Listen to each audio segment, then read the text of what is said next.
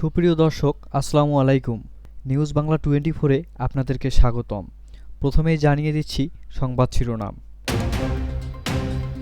গোপালগঞ্জ দেশের মানচিত্রে না থাকাই ভালো, মন্তব্য আমির হামজার। গোপালগঞ্জে নিহত 4 জনের ময়নাতদন্ত হলো না, কারফিউয়ের সময় বাড়ল। গোপালগঞ্জে সংঘর্ষের ঘটনায় আরও একজনের মৃত্যু। গোপালগঞ্জে হামলার নির্দেশনা দেন ছাত্রলীগের সভাপতি সাদ্দাম। ষড়যন্ত্রের বিরুদ্ধে জনগণকে সচেতন থাকার আহ্বান আমিনুলের। রাজধানীতে এনসিপির বিক্ষোভ সমাবেশ আজ। এতক্ষণ শুনছিলেন সংবাদ শিরোনাম। পুরো খবর পেতে ভিডিওটি শেষ পর্যন্ত দেখুন। সর্বশেষ খবর পেতে চ্যানেলটি সাবস্ক্রাইব করুন। এবার বিস্তারিত। ইসলামী বক্তা আমির হামজা বলেছেন, গোপালগঞ্জকে বাংলার মানচিত্র থেকে মুছে 63 জেলা নিয়ে বাংলাদেশ করা হোক। এ জেলা দেশের মানচিত্রে না থাকাই ভালো। গোপালগঞ্জে ছাত্রলীগের নৈরাজ্যর প্রতিবাদে বৃহস্পতিবার 17 জুলাই কুষ্টিয়ায় বাংলাদেশ জামায়াতে ইসলামীর আয়োজনে এক বিক্ষোভ মিছিল ও সমাবেশে তিনি এই মন্তব্য করেন।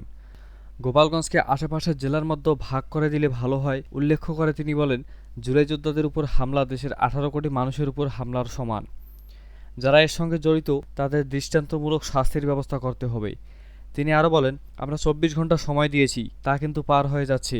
তাদের শাস্তির ব্যবস্থা না করা হলে আমরা ধরে নেব গোপালগঞ্জ জেলায় যারা দায়িত্ব আছেন তারা এর সঙ্গে জড়িত। সমাবেশে জেলা জামায়াতের অন্যান্য বক্তা বলেন, অধ্যাদেশ জারির মাধ্যমে গোপালগঞ্জের নতুন নাম রাখতে হবে। এছাড়া জেলাটির পুলিশ সুপার এই ঘটনার দায় এড়াতে পারবে না উল্লেখ করে তাকে জবাবদিহিতার আওতায় আনার দাবি জানান তারা। গোপালগঞ্জে এনসিপির জুলাই পদযাত্রা ঘিরে গতকাল বুধবারে হামলা সংঘাতের পর পরিস্থিতি অনেকটা শান্ত থাকলেও কারফিউ মেয়াদ বাড়ানো হয়েছে। এই সংঘাতের সময় গুলিতে নিহত 4 জনের দাফন ও শেষকৃত্য বুধবার ও আজ বৃহস্পতিবার সম্পূর্ণ হয়েছে ময়নাতদন্ত ছাড়াই। বৃহস্পতিবার রাতে এই প্রতিবেদন লেখা পর্যন্ত এ ঘটনায় কোনো মামলা হয়নি। বুধবার জাতীয় নাগরিক পার্টি এনসিপির কর্মসূচি ঘিরে আওয়ামী লীগ ও নিষিদ্ধ ছাত্রলীগের নেতাকর্মী ও সমর্থকেরা হামলা চালায়। এরপর আইনশৃঙ্খলা রক্ষাকারী বাহিনীর সঙ্গে নেতাকর্মীদের সংঘাত বাধে। এই সময় গুলিতে নিহত হন 4 জন। সংঘাতে নিহত 4 জন ব্যক্তি হলেন শহরের কোটালীপাড়ার হরিণহাটি গ্রামের রাজমিস্ত্রি রমজান কাজী, শহরের পূর্ব মিয়াপাড়া এলাকার মোবাইল পার্টস ব্যবসায়ী সোহেল রানা, শহরের উদয়ন রোডের পোশাক ব্যবসায়ী দীপ্ত সাহা ও সদর উপজেলার ভেড়ার বাজার এলাকার দোকান কর্মচারী ইমন তালুকদার। 4 জনই আইনশৃঙ্খলা রক্ষাকারী বাহিনীর গুলিতে নিহত হয়েছেন বলে পরিবারের পক্ষ থেকে অভিযোগ করা হয়েছে। নিহত এই 4 জনের কারোরই সুরতহাল ময়নাতদন্ত হয়নি। নিহত ব্যক্তিদের মধ্যে ইমন তালুকদারকে বৃহস্পতিবার সকাল 7টায় গেটপাড়ার পৌর কবরস্থানে, একই সময় সোহেল মোল্লাকে টুঙ্গিপাড়ায় পারিবারিক কবরস্থানে, রমজানকে বুধবার রাতে এশার নামাজের পর গেটপাড়া কবরস্থানে দাফন করা হয়। পোশাক ব্যবসায়ী দীপ্ত সাহাকে বুধবার রাতে পৌর শ্মশানে সৎকার করা হয়। গোপালগঞ্জ জেনারেল হাসপাতালের তত্ত্বাবধায়ক জীবিতেশ বিশ্বাস প্রথম আলোকে বলেন, 4 জনের মৃতদেহ হাসপাতালে আনা হয়েছিল, ময়নাতদন্ত করা হয়নি। এছাড়া অনেকেই আহত অবস্থায় চিকিৎসা নিয়েছেন। পুলিশ ও নিহত ব্যক্তিদের সুরতহাল করেনি। হাসপাতাল থেকে মৃত্যু সনদ দেওয়া হয়নি বলে অভিযোগ করা হয়েছে পরিবারের পক্ষ থেকে। নিহত 4 জনের ময়নাতদন্ত না হওয়ায় বিষয়টি স্বীকার করে ঢাকা রেঞ্জের ডিআইজি রেজাউল করিম মল্লিক সাংবাদিকদের বলেন, এখন পর্যন্ত 25 জনের অধিক আটক করেছে। ময়নাতদন্ত কেন হয়নি জানতে চাইলে তিনি সরাসরি এর জবাব দেননি। বলেছেন, বিষয়টি আমরা আইনি প্রক্রিয়ার মধ্যে নিয়ে আসব। এই ঘটনায় মামলা করার প্রস্তুতি চলছে। গোপালগঞ্জ জেলার আইনশৃঙ্খলা পরিস্থিতির বিষয়ে পুলিশের এক প্রতিবেদনে বলা হয়েছে, উচ্ছৃঙ্খল জনতা নিহত 4 জনের মরদেহ পোস্টমর্টেমের ময়নাতদন্ত করতে না দিয়ে জেলা হাসপাতাল থেকে জোরপূর্বক নিয়ে যায়। প্রধান উপদেষ্টার প্রেস উইং থেকে গণমাধ্যমকে এই প্রতিবেদন দেওয়া হয়েছে। তবে নিহত রমজানের মামা কলিম মুন্সি প্রথম আলোকে বলেছেন, ভিডিওতে দেখলাম আমার ভাগিনাকে গুলি করে মেরেছে। হাসপাতালে নিয়ে গেলাম কিন্তু বাবাটাকে বাঁচানো গেল না। হাসপাতাল থেকে থানায় নিয়ে গেলে থানার গেট বন্ধ পাই। পরে ময়নাতদন্তের জন্য লাশ আবার হাসপাতালে নিয়ে গেলাম, কিন্তু হাসপাতালের লোকেরা বলল, আপনারা এখন বাসায় নিয়ে যান, এখানে সমস্যা হতে পারে, লাশ ময়নাতদন্ত করতে পারলাম না। নিহত সোহেল মোল্লার বাবা জাহিদুল ইসলাম তালুকদার প্রথম আলোকে বলেন, গতকাল বুধবার বিকেলে মোবাইলে জানতে পারি আমার ভাগ্নে সোহেল গুলিবিদ্ধ হয়ে নিহত হয়েছেন। আমি আস্তে আস্তে হাসপাতাল থেকে লাশ বাড়ি নিয়ে এসেছি। তবে লাশের কোনো ময়নাতদন্ত করা হয়নি বা ডেথ সার্টিফিকেট হাসপাতাল থেকে দেওয়া হয় নাই। গোপালগঞ্জের জাতীয় নাগরিক পার্টির এনসিপির কর্মসূচি ঘিরে সংঘর্ষের মধ্যে গুলিবিদ্ধ আরও একজন মারা গেছেন। নিহতের নাম রমজান মুন্সি। এ নিয়ে নিহতের সংখ্যা বেড়ে দাঁড়ালো 5 জনে। বৃহস্পতিবার 17 জুলাই মধ্যরাতে চিকিৎসাধীন অবস্থায় ঢাকা মেডিকেল কলেজ ডামেক হাসপাতালে তিনি মারা গেছেন। সংঘর্ষের সময় গুলিবিদ্ধ রমজান মুন্সী নিহতের ভাই ইমরান মুন্সী গণমাধ্যমকে বলেন, বুধবার ১৬ জুলাই দুপুর আড়াইটার দিকে অটোরিকশা নিয়ে যাওয়ার সময় রমজান গুলিবিদ্ধ হন। তার ডান হাতের কবজির উপর এবং ডান বগলে গুলি লাগে।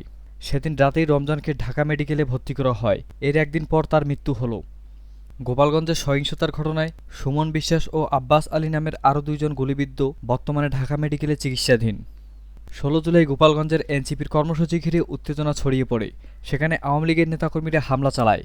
দফায় দফায় হামলার পর পুলিশ ও সেনাবাহিনীর সঙ্গে আওয়ামী লীগের নেতাকর্মীদের সংঘর্ষ বাধে। এক পর্যায়ে পুরো শহরে সংঘাত ছড়িয়ে পড়ে। সংঘর্ষের মধ্যে ৪ জন নিহত এবং অন্তত ৯ জন গুলিবিদ্ধ সহ অর্ধশতাধিক আহত হন। নিহতরা হলেন গোপালগঞ্জ সদরের উদয়ন রোডের বাসিন্দা সন্তোষ সাহার ছেলে দীপ্ত সাহা, কোতোয়ালিপাড়ার রমজান কাজী, টুঙ্গিপাড়ার সোহেল মোল্লা ও সদর উপজেলার ভেড়ারবাজার এলাকার ইমন তালুকদার। সংঘাতের পরিস্থিতি নিয়ন্ত্রণে বুধবার রাত থেকে কারফিউ জারি করা হয়। বৃহস্পতিবার সন্ধ্যায় কারফিউর মেয়াদ শুক্রবার পর্যন্ত বাড়ানো হয়েছে। বুধবারের ঘটনায় জড়িত সন্দেহে ২৪ জনকে আটক করেছে যৌথ বাহিনী। গোপালগঞ্জে গত ১৭ জুলাই জাতীয় নাগরিক পার্টির এনসিপির কর্মসূচিকে কেন্দ্র করে যে হামলা চালানো হয় তার পেছনে শেখ হাসিনার হস্তক্ষেপ রয়েছে বলে অভিযোগ উঠেছে। এনসিপির বিরুদ্ধে সবাইকে উস্কে দিতে তিনি বেশ কিছু অডিও বার্তা পাঠান বলে অভিযোগ রয়েছে। এছাড়াও ফেসবুক লাইভে এসে সরাসরি হামলার নির্দেশনা দেন নিষিদ্ধ ঘোষিত ছাত্রলীগের সভাপতি পলাতক সাদ্দাম হোসেন। যুগান্তরের পত্রিকায় এক প্রতিবেদনে এই কথা জানানো হয়েছে। প্রতিবেদনটিতে বলা হয়, নিষিদ্ধ ঘোষিত গোপালগঞ্জ জেলা ছাত্রলীগের সাধারণ সম্পাদক আতাউর রহমান পিয়ারের কাছে শেখ হাসিনার একটি অডিও বার্তা পাঠান, যা যুগান্তরের কাছে এসেছে। বার্তায় শেখ হাসিনা বলেন, ওরা এনসিপি নাকি গোপালগঞ্জে যাচ্ছে, টুঙ্গিপাড়ায় আমার বাবার কবর ভেঙে ফেলার ঘোষণা দিয়েছে। এর আগে ৩২ নম্বর বাড়ি গুড়িয়ে দিয়েছে, এবার টুঙ্গিপাড়ায় হামলা চালাবে। তোমরা বসে আছো কেন? যে যেভাবে পারো প্রতিহত করো। গোপালগঞ্জে কোনোভাবেই যাতে ওরা ঢুকতে না পারে, কোনো ধরনের কর্মসূচি যাতে করতে না পারে। মনে রাখবা, গোপালগঞ্জের মাটি থেকে ওদের কেউ যাতে অক্ষত অবস্থায় ফিরে যেতে না পারে। প্রতিবেদনটিতে আরও বলা হয়, নিষিদ্ধ ঘোষিত গোপালগঞ্জ জেলা ছাত্রলীগের সভাপতি ও শহরের বেদ গ্রামের বাসিন্দা নিউটন মোল্লাকে শেখ হাসিনার অডিও বার্তায় বলেন, তোমরা ওখানে গোপালগঞ্জে বসে কি করো? ওরা এনসিপির বিভিন্ন জায়গা থেকে লোকজন জড়ো করার চেষ্টা করছে। ফিরোজপুর, বাগেরহাট, খুলনা ও ফরিদপুর সহ আশেপাশের জেলা উপজেলা থেকে লোকজন একত্রিত করে গোপালগঞ্জে ঢুকবে। এরপর টুঙ্গিপাড়ায় যাবে। যেভাবে পারো ওদের প্রতিহত করতে হবে, টুঙ্গিপাড়ায় যাতে কোনোভাবেই ওরা ঢুকতে না পারে। আর যদি টুঙ্গিপাড়ায় ঢুকতে পারে, তাহলে একজনও যাতে জীবিত অবস্থায় ওখান থেকে ফিরে যেতে না পারে, সেই ব্যবস্থা নিতে হবে। যুগান্তরের প্রতিবেদনে উল্লেখ করা হয়, শেখ হাসিনার সঙ্গে টেলিফোনের কথা বলার পরদিন গোপালগঞ্জ পৌরপার্ক মাঠে এনসিপির কর্মসূচির দিন সকালে নিষিদ্ধ ঘোষিত গোপালগঞ্জ জেলা ছাত্রলীগের সাধারণ সম্পাদক আতাউর রহমান পিয়ালের নেতৃত্বে স্থানীয় চর দুর্গাপুর এলাকার পুলিশের গাড়িতে হামলা, ভাঙচুর এবং অগ্নিসংযোগ করা হয়। এর মধ্য দিয়ে এনসিপির শান্তিপূর্ণ কর্মসূচিতে বাধা দেওয়ার বিষয়টি এলাকায় জানান দেন আওয়ামী লীগ এবং তাদের অঙ্গ সংগঠনের নেতাকর্মীরা। শহরে মোহাম্মদপাড়ার বাসিন্দা এই আতাউর রহমান পিয়ালের নেতৃত্বেই পরে এনসিপির নেতার গাড়িবহরে কয়েক দফা গুলি ও বোমা হামলা চালানো হয়।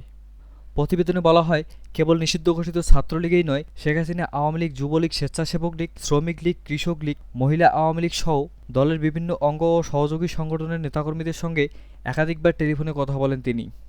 গোপালগঞ্জের মাটিতে এনসিপি যাতে কোনোভাবেই তাদের কর্মসূচি পালন করতে না পারে, সেই জন্য প্রত্যেককে তিনি নির্দেশনা দেন। শেখ হাসিনার নির্দেশের পর এনসিপির কর্মসূচি করাসহ দলটির শীর্ষ নেতাদের হত্যা করতে গোপালগঞ্জে থাকা দলের বিভিন্ন পর্যায়ের নেতাকর্মীরা চতুর্দিক থেকে একযোগে হামলা চালায়। এতে উল্লেখ করা হয়, নেতাকর্মীদের সমন্বয় করেন কলকাতায় থাকা শেখ হাসিনার ফুফাতো ভাই, গোপালগঞ্জ ২ আসনের সাবেক সংসদ সদস্য ও দলের প্রেসিডিয়াম সদস্য শেখ ফজলুল করিম সেলিম।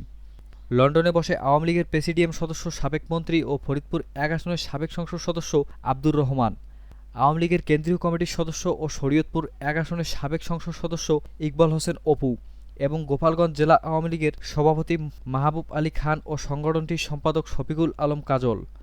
তাদের বাইরে গোপালগঞ্জ সহ আশেপাশের জেলা উপজেলায় আত্মগোপনে থাকা নিষিদ্ধ ঘোষিত ছাত্র সংগঠন ছাত্রলীগের নেতাকর্মীদের সংগঠিত করে সংগঠনটির সভাপতি সাদ্দাম হোসেন। কলকাতায় আত্মগোপনে থেকেই ফেসবুকে লাইভে এসে তিনি মাঠের কর্মীদের এনসিপির কর্মসূচিতে হামলা করতে নির্দেশ দেন।